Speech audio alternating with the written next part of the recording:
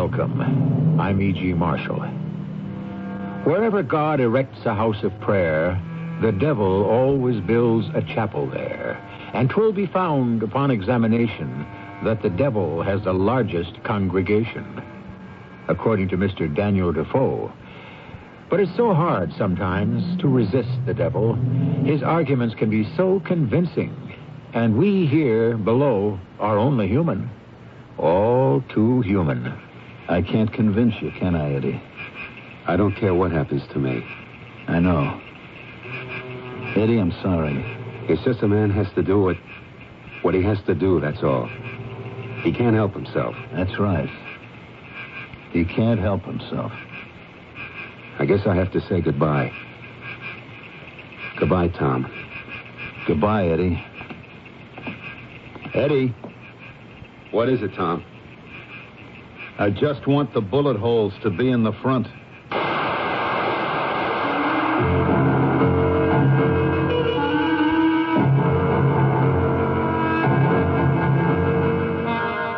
Our mystery drama, The Most Necessary Evil, was written especially for the Mystery Theater by Sam Dan and stars Michael Tolan.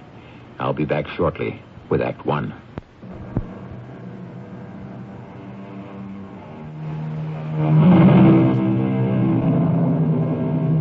Some time ago, a gentleman named Hudson said, "You cannot fly like an eagle with the wings of a wren." However, modern technology has proved him wrong. These days, a wren can be given the wings of an eagle. The only problem is he will still have the mind of a wren. And this has produced much of the trouble that afflicts our poor, battered world. The house is only half finished, but you can see it's going to be a beauty, and it's set back on its own private beach overlooking the blue Atlantic waters. All right, you guys, you can knock off for lunch now. Oh, Mr. Mira. Oh, hello, Miss Blake. Could I speak to you for a minute, Mr. Mira? Oh, sure. The middle installment is due today, the big one. That's right, it was. Well, could you wait till tomorrow? Look, Mrs. Blake. You see, my husband went out of town last night, and well, he won't be home till tomorrow evening. Miss Blake. I know, Mr. Mira. You're entitled to have your money on time. I was going to make out the check myself, but, I looked at our balance, and we just don't have enough. Hey, Mrs. Look, Blake, I know my husband will make a deposit just as soon as he gets back. Don't worry about it. Oh, you're very kind, Mr. Mira. I don't like to keep people waiting for their money. No. What I'm trying to tell you, Miss Blake, is that the installment has been paid. It's been paid? Yeah. Your husband came down here the day before yesterday, and he paid me himself. Are you sure? You want to pay me twice? No, it's just that there's no entry in the checkbook, see, and no record of a deposit to cover it. Are you positive? Sure. But how did he pay you? He paid me... Look, Mrs. Blake, the bill has been paid, and it was paid on time. So I'm satisfied.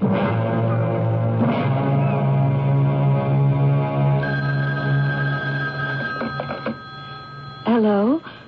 Yes, this is Mrs. Blake. Oh, well, I had called you about the suits Mr. Blake had purchased from you people, and I wanted to know why you hadn't sent the bill. Are you sure? It's already been paid? Yes. Yes, I see. Thank you.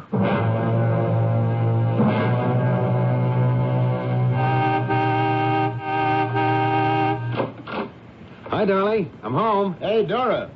How do you like my car? Wow. That's all I can say. Wow. Where did you get it, Tom? Just a little thing I picked up at a tag sale. Oh, come on in for a drink. I'll take a rain check. I just had time to drop off your old man. See you for lunch tomorrow, Eddie. Right.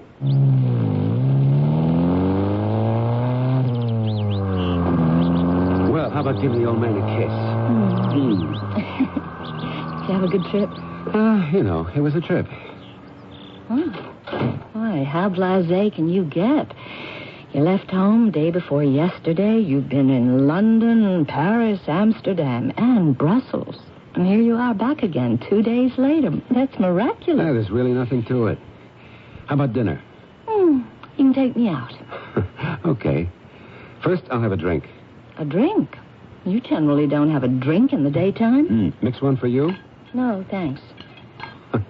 What are you scowling about? I'm not scowling. No, I know. You're smiling, but the scowl is underneath. What's wrong? I don't know. Well, then maybe nothing's wrong. No, there is something wrong. But I don't know what it is.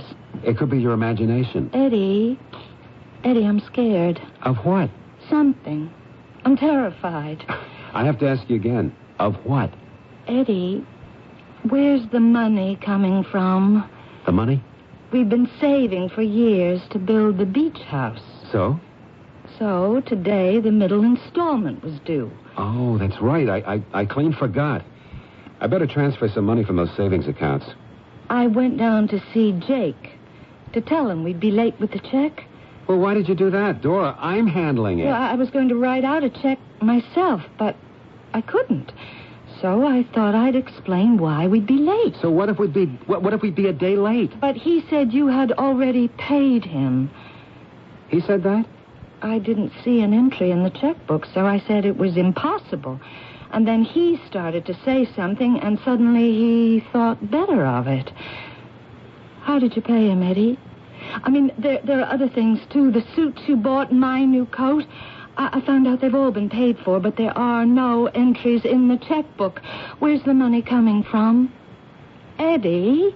I don't want to talk about it now. The installment for Jake Miro was $21,000. Where did you get it? Dora, I can't talk about it just now. Why not? Because I'm not at liberty to. I'm your wife. What am I supposed to think? I don't know. It's just that right now I can't talk about it. In other words, you're telling me to mind my business. Hey, now, Dora, please. Don't call me Dora. Call me Nora. And build me a little doll's house, and I'll be your pretty little, stupid, little, empty-headed, smiling wife. Where is the money coming from? Please, Dora, don't ask me. Very well. From now on, I won't ask you anything.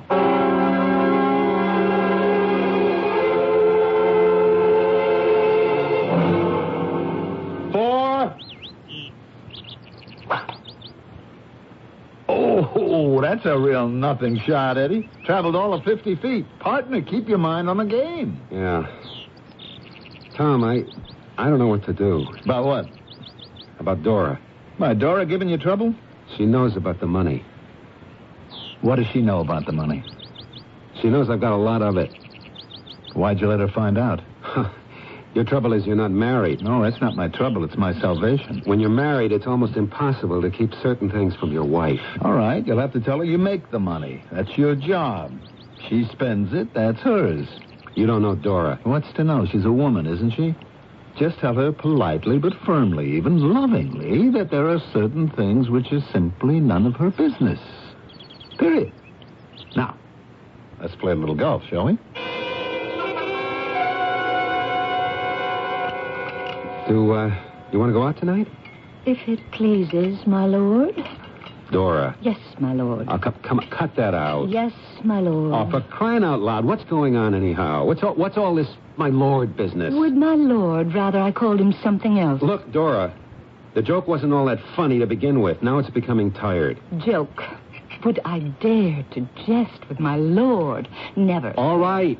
Enough is enough. Is my lord pleased with his dinner? You call me my lord just one more time and suppose I don't call you my lord. What will that change? I'm supposed to be the empty-headed little lady who keeps your house, keeps you happy, and keeps her mouth shut. I just can't tell you. Would you rather my imagination told me? Since you can't reveal the source of this money, I have no choice but to assume that there is something crooked about it. There are certain things I can't discuss. Not even with your wife? Even with my wife. As you wish, my lord. Look, Dora, maybe he won the sweepstakes. Well, then why wouldn't he want to tell me, Tom? Besides, it would have been in the papers. All right, look, he's been gambling, and he doesn't want you to know about it. Tom, I am scared out of my wits. Why, honey? Well, it's an awful lot of money. Thousands and thousands of dollars. I'm sure there's a reasonable explanation. Well, then why doesn't he make it? Something's wrong. Dora, why do you insist? Because I'm his wife, I can tell. Help him, will you? All right, but how? I'm not sure, but ask him what kind of trouble he's in. Why do you say he's in trouble? Because I can feel it. A wife knows. Could be all in your imagination. Promise me you'll talk to him and help him. Please. All right, Dora. I'll see what I can do. How do you like it so far, Mr. Blake? Jake, it looks pretty good. Hey, listen, Mr. Blake, I'm sorry. About what? Well, you know, when your missus was out here a week or so, I thought she knew how you was paying. I hope I didn't say anything that was out of turn, you know? It'll all work itself out. Oh, sure. These things always do. Well, I better get back there in the middle of things. Keep everybody on the ball. Just holler if you need anything. I will. Thanks, Jake. Hello, Eddie. Hey, Tom. Yeah, they said I'd find you here. Well, it's going to be quite a house, Dora and I have been dreaming about this since we were married. 12 years. And now, finally, it's coming true. Eddie, I have to tell you something. What? Let's go sit in my car and get away from all this ranking.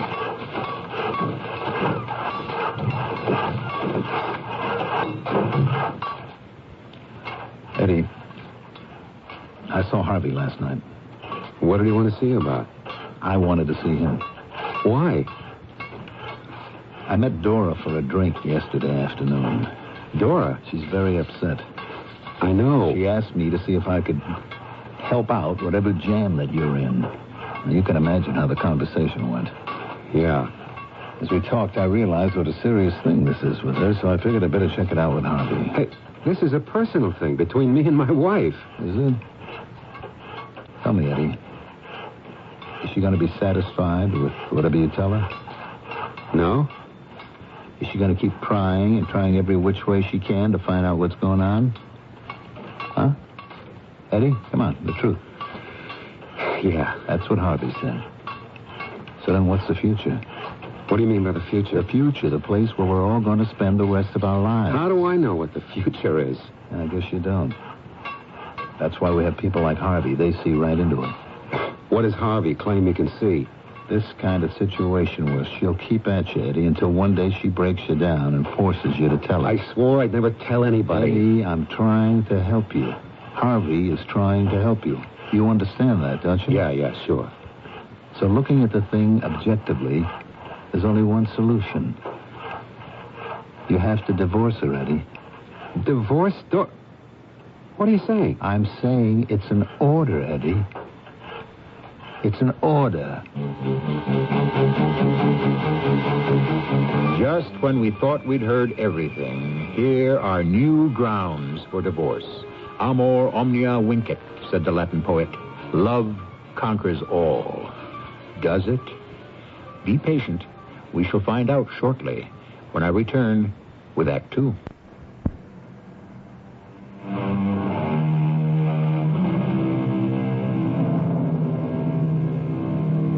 Mr. Artemus Ward died in 1867, so you can understand how old his jokes must be.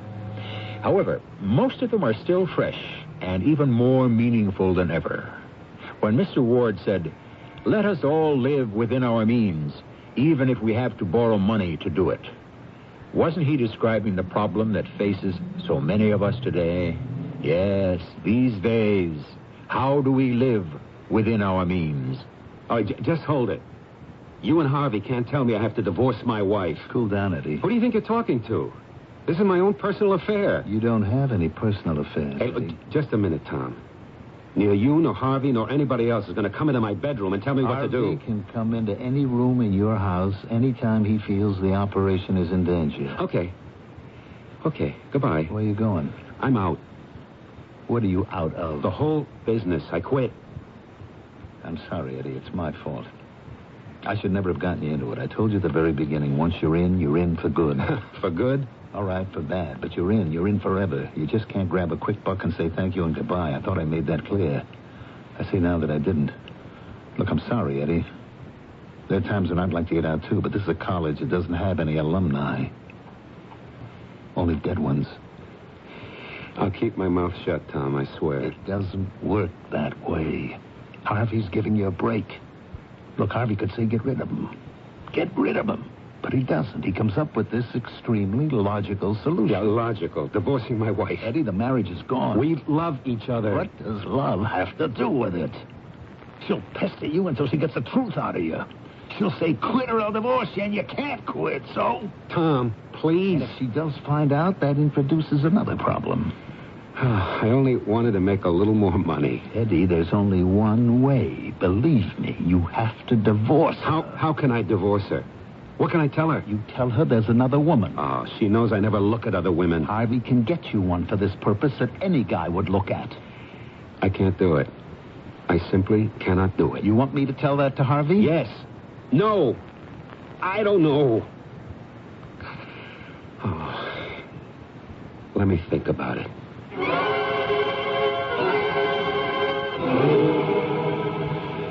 I was out to see the house today, Dora. It's in great shape. That Jake Meir, he sure knows his business. Well, what's this now? You're not going to talk to me? At all? Ever? We're not going to have any conversation? Conversation. From the Latin, conversare, meaning to live together. Therefore, to talk about intimate, important things. I'm willing to have a conversation. How about you? Dora, I'm in trouble. Yeah, I know that, Eddie. What kind of trouble? I can't tell you. Why not? It would be dangerous. Are you in danger now, Eddie? Yes. Well, then why shouldn't I share it with you? What would happen to the kids? Oh, it's that kind of danger. Yeah. I never thought that... Oh, what's the use? It looks so easy. What looked so easy? No, don't try to find out. Just let me talk to myself. I'll try to find a way out. Can I help you? No. That's the terrible thing. Just when I need you most, I put myself in a spot where you can't help me. Well, where are you going? I have to see somebody. Who? I can't tell you. That's all part of it. It's late. Yeah. But maybe it's not too late.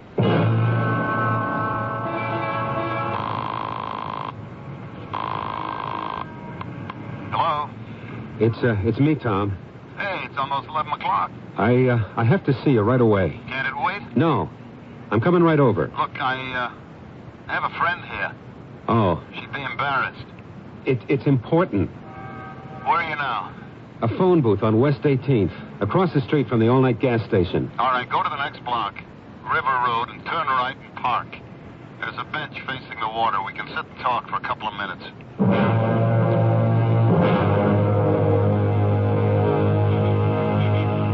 I told you, Eddie, you can't quit. Maybe one man can't. But how about two? Two? The both of us. Why would I want to quit? Because, Tom, in your heart, you don't belong with Harvey in that crowd. I don't? No, Tom. You got in for the same reason I did. It was a quick buck. And it was worth double since you didn't have to account for it. Come on, Tom. I know you like a book. We grew up together. You don't belong in this thing. Eddie, the trouble with books is that people read them and form their own interpretation. I belong with Harvey. I guess you had me wrong all these years. No, Tom. Grow up, will you? We're not two little freckle-faced kids anymore. We're not Tom Sawyer and Huck Finn. Life is real. You make this kind of bed, you lay in it forever. Then I'll do it alone. You'll do what alone? Go to the district attorney. That's what Harvey said you'd do eventually. You can't talk me out of it. I know. I don't care what happens to me. I know that, too. Eddie, I'm sorry. It's just a man has to do what he has to do. He can't help himself. That's right. He can't help himself. I guess I just better say goodbye, Tom. Goodbye, Eddie. Eddie. What is it, Tom? I just want the bullet holes to be in the front. Eddie. Eddie.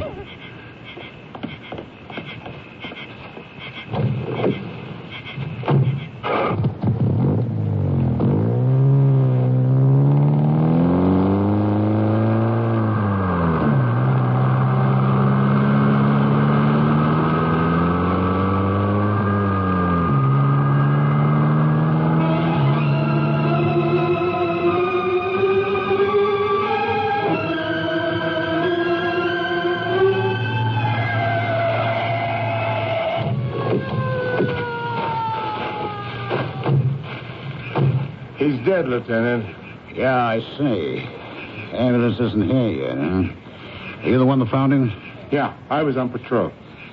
Driving by, and I see this body lying on the ground. How long ago? My watch, 4 minutes. He's wearing his ring and his watch here. Let me see if he's got his wallet. Yeah. Some big bills here, too. So it wasn't robbery. Let's see. Mr. Edward C. Blake. Mullah, check the glove compartment of that car, see if it says... let's get out of the way.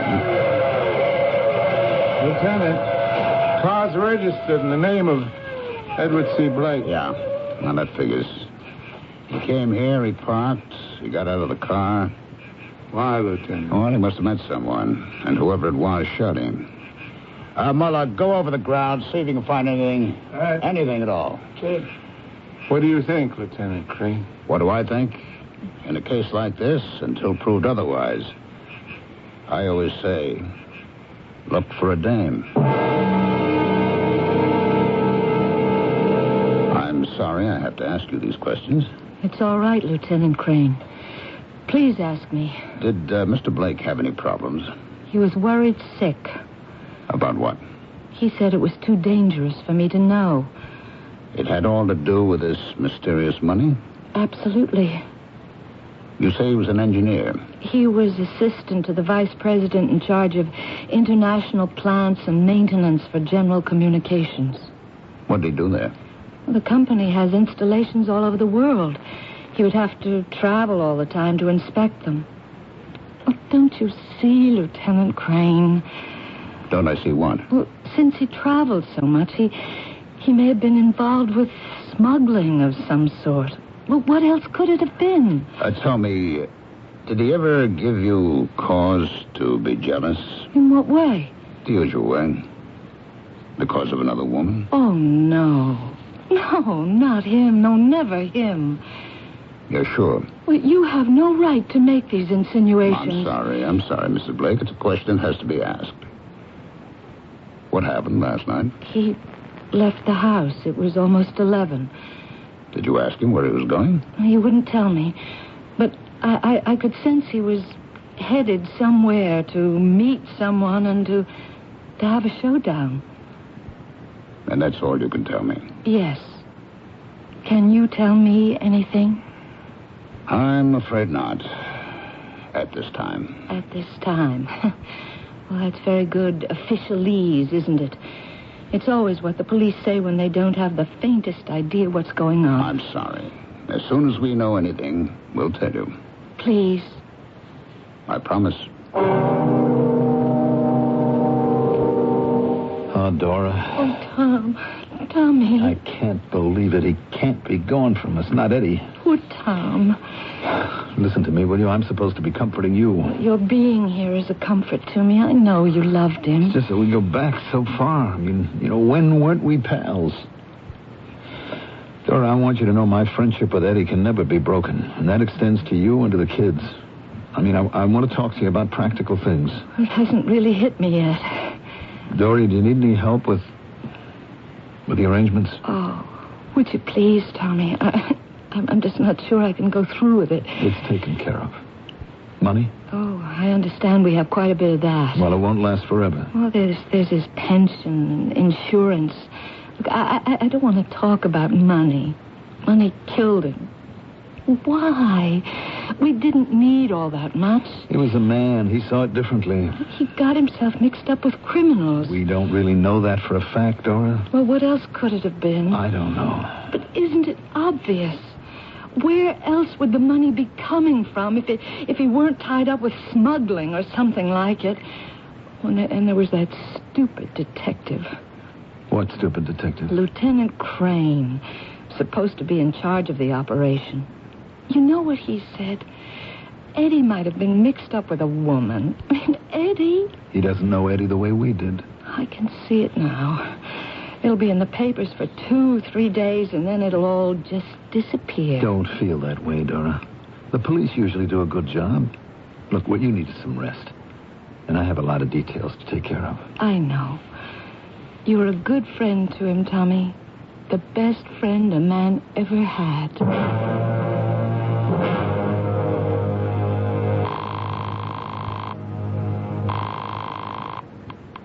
Yes.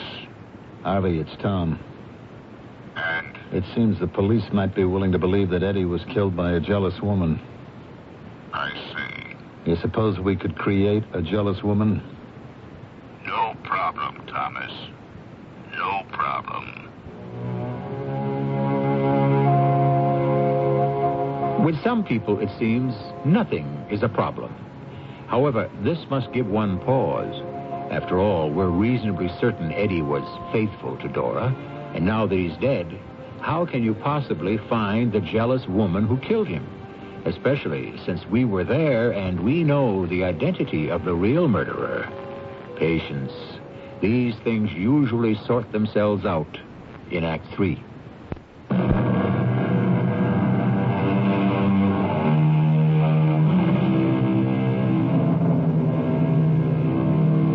They say there are only 2 or 3 human stories, and they keep repeating themselves as fiercely as if they'd never happened before. Love, hate, deception, money. Mix and match. That's what we're doing for you right now.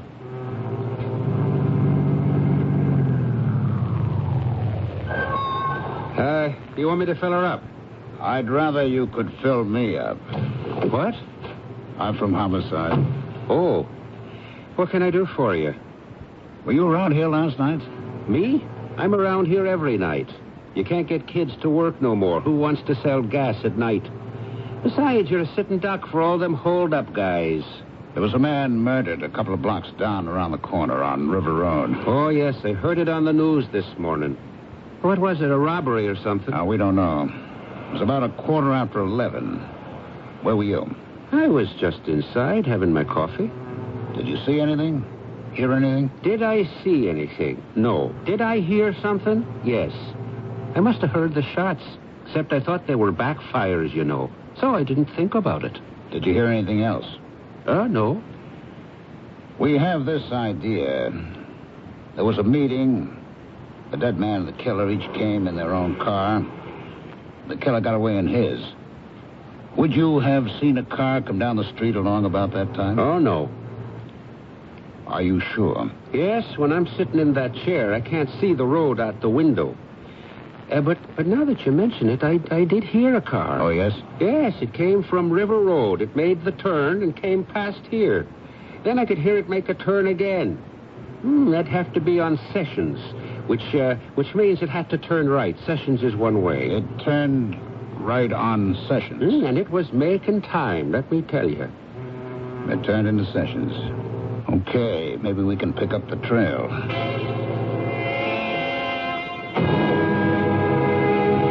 Mr. Herrick, I understand you were his best friend. That's right. His wife says he might have been tied in with smuggling. What do you think? I don't know. He traveled a lot. There seems to be money she couldn't account for. Look, as far as money goes, he did some consulting on the side. Why did he keep it a secret? Well, he had no other choice. The company would have fired him. Couldn't he trust his wife with that information? Well, no. Why not? Because, I don't know, it's all mixed up. Look, don't say that I told you, but he had another woman. She denies that. Well, either she doesn't know or her pride forces her to deny it. You know how women are. Not really. How did you know about this other woman? Well, Eddie could never keep a secret from me. That's why I don't buy this smuggling story. I'd have wormed it out of him. But Carrie Pastor? Oh, yeah. She was something else. Carrie Pastor? Absolutely breathtaking blonde and on the make. I told him she'd be trouble. He wouldn't listen. What kind of trouble? Sometimes a girl like that decides you're the guy she's going to marry. And you can't shake her. Especially if you've been leading her on. Had he promised to marry her? He would have promised her anything. Listen, if she'd have looked at me the way she looked at him, I'd have promised her anything, too. And so would you. I kept telling him, get out, Eddie. Get out before it's too late. But he didn't listen. Carrie Pastor. Where does she live?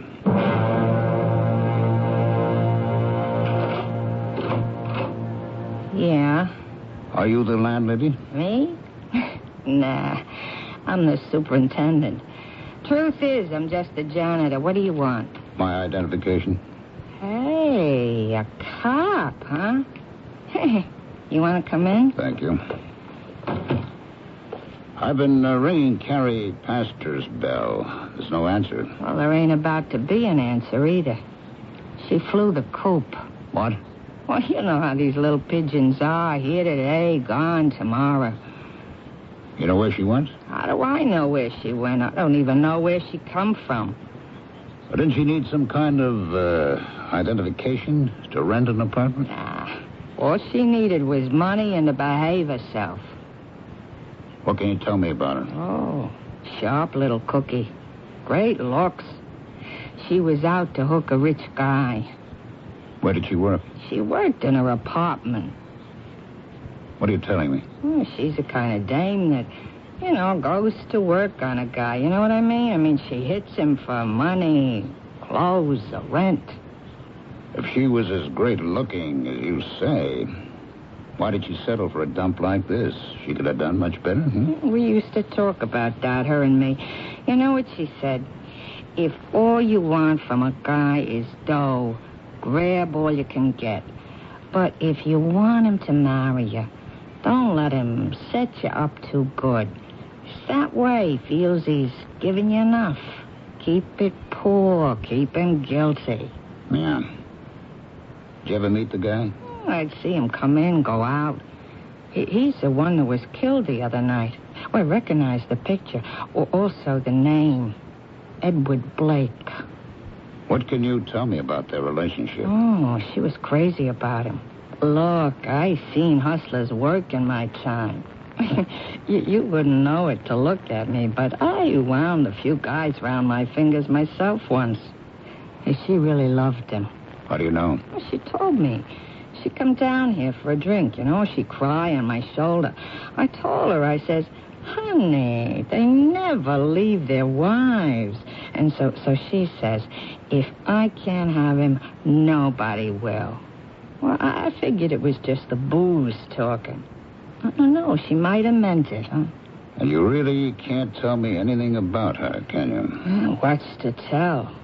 Dames like that, ships are passing the night. I'd like to take a look around the apartment. Oh, please, be my guest.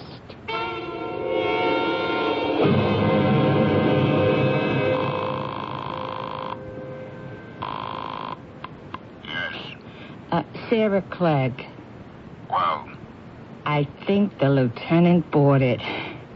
You must have done a good job. I almost believed it myself. Hey, how long do you want me to stay here? It's going to be a while. Until we're sure all the dust is settled.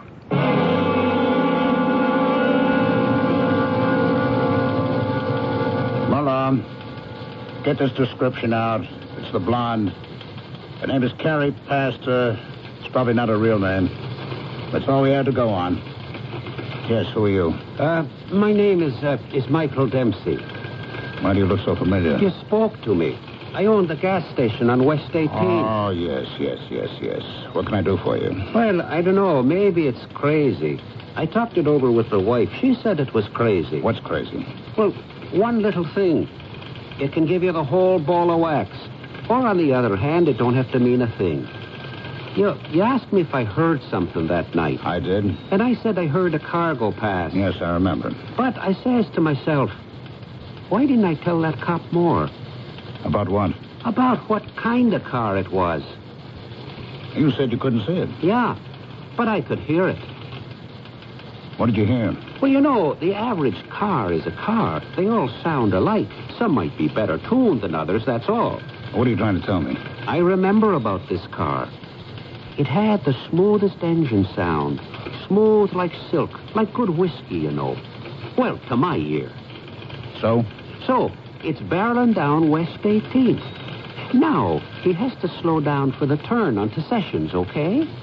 Yes, okay. When you're going all out and you got to slow down, you know what happens.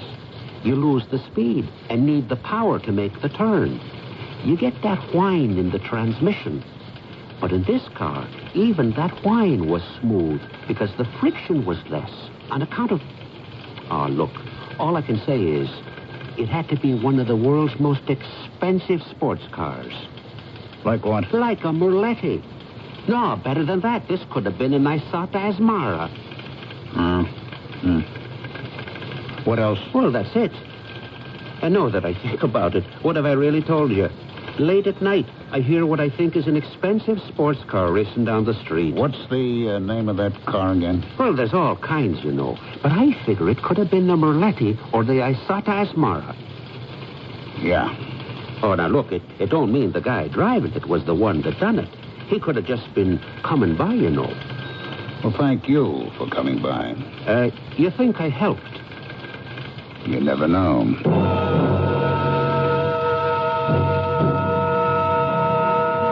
Is everything okay, Dora? No, everything is not okay. I'm sorry. It's just that I feel it's all been put on a back burner.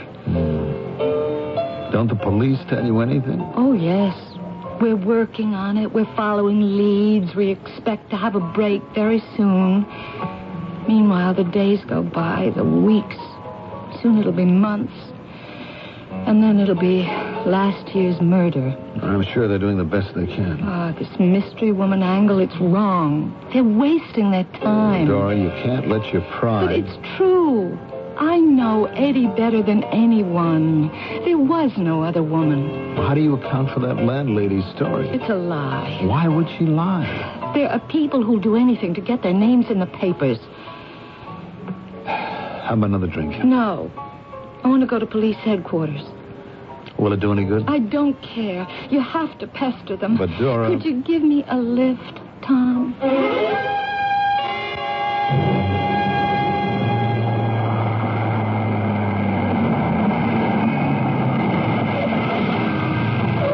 Want me to go in with you? Wait. That's him. Hmm? That's the lieutenant coming out of the building. Probably on his way to lunch. I'm going to have it out with him right here. Oh, Dora. Lieutenant Crane? Oh, it's you, Mrs. Blake. Yes, it's me. What's been happening? I'll tell you. Nothing. You're following that phony other woman angle. Mrs. Blake. But why don't you believe me? You're afraid to take on the real criminals, the smugglers. Maybe they're too powerful for you to handle. Dora, you mustn't say that. Why not? It's the truth. Oh, it's you, Mr. Herrick. Please, forgive her. She's distraught. Dora, let me take you home. Why won't anybody believe me? Is this your car, Mr. Herrick? Oh, yeah, it's my one extravagance. Come on, Dora. Everything will be all right. You'll see. Oh, Tommy. Tommy, nobody does anything. Nobody.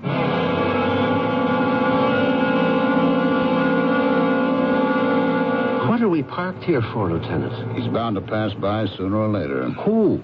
I'll want you to tell me. Wait. Listen. Close your eyes. Just listen. Hey, I hear something. Keep listening.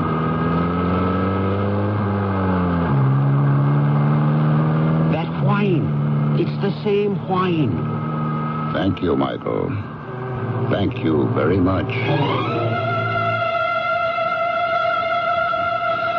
Lieutenant Crane, do you have any news for me? I'm looking for Tom Herrick. Is he here? Oh, yes. Won't you come in? Thank you. Hello, Lieutenant. Hello, Mr. Herrick. Any news about the lady who killed Eddie? There was no lady. I told you. Then who killed him? Don't you know? How would he know? Ask him. What could she ask me? You were right all along, Mrs. Blake. There is a ring of smugglers, and they did use your husband as a messenger. That's where all that money came from. Isn't that true, Mr. Herrick? What would I know about it? You recruited him. Therefore, you were responsible for him. Therefore, when he wanted out, you had to take care of him. Tom! It's a lie. You're an accountant for general communications. You make $27,000 a year. How can you drive an Isota Asmara? I told you, it's my one extravagance.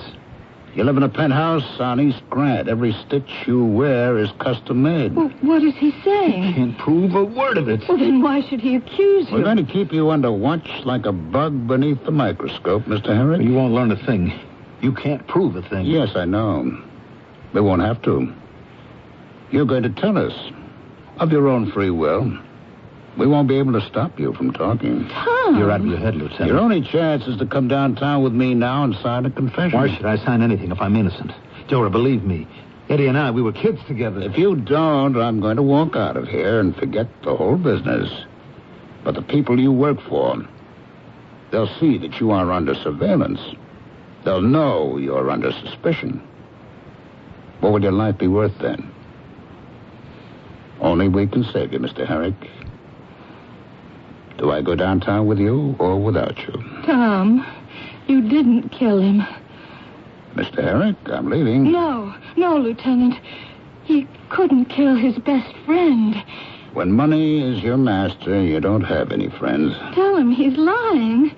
Tom, tell him he's lying. Well, Mr. Herrick,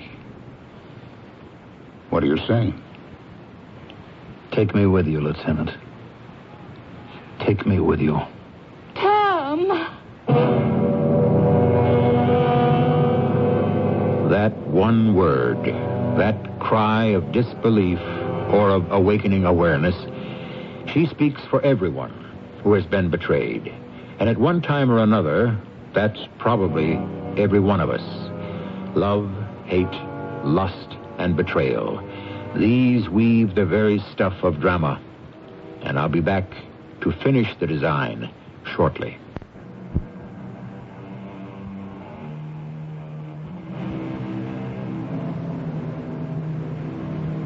When you have money for a master, you don't have any friends, according to Detective Lieutenant Crane. Money, it enchants, it enslaves. It builds a palace and transforms it into a prison. It buys a man's soul and a woman's honor. It is the most potent force in the world. Yet how common. Like a woman of easy virtue, it will serve anyone. It isn't at all particular. If only it weren't the most necessary of all the evils. Our cast included Michael Tolan, Carol Teitel, Mandel Kramer, and Ralph Bell. The entire production was under the direction of Himan Brown. This is E.G. Marshall inviting you to return to our Mystery Theater for another adventure in the macabre. Until next time, pleasant dreams.